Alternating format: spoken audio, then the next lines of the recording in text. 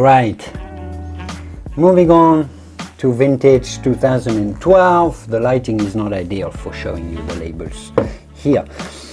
Vintage 2012, another heterogeneous. Some have said that if 2011 was heterogeneous, 2012 was even more heterogeneous. Very complicated growing season, very late ripening, relatively cool all year long.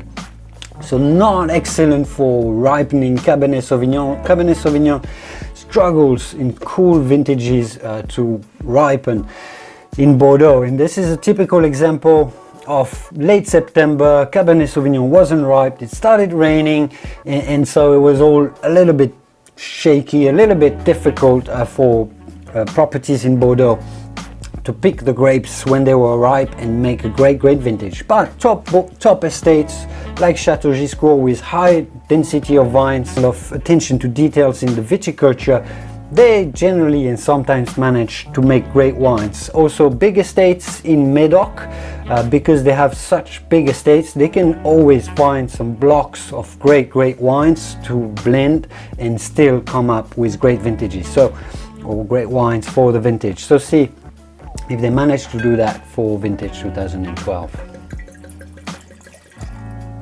In terms of the color, pretty similar to vintage 2011, maybe a little bit darker, but we're talking not overly dense looking wines. The nose is also very refined. It's spicier, less fruity to me, at the first nose at least.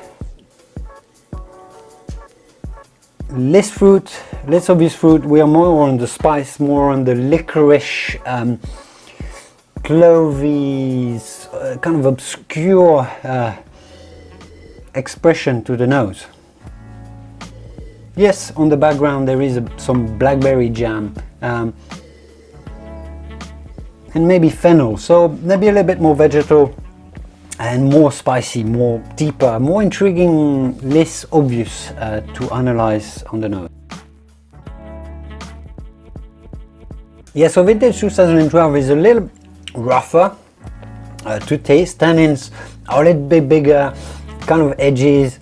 They sort of tickle your taste buds with kind of rougher tannins. I mean, we're still talking fine wines, so it's not bad by any stretch of the imagination, but it's a little bit rougher, more granulous. You taste more of the sandy, perhaps this was made more on more sandy soils, more sandy blocks rather than clayey ones, because obviously sandy soils are warmer, so they tend to be picked on cooler vintages, and you can taste that. There's perhaps a bit more Merlot, which gives it a bit more body and softens up the tannins overall.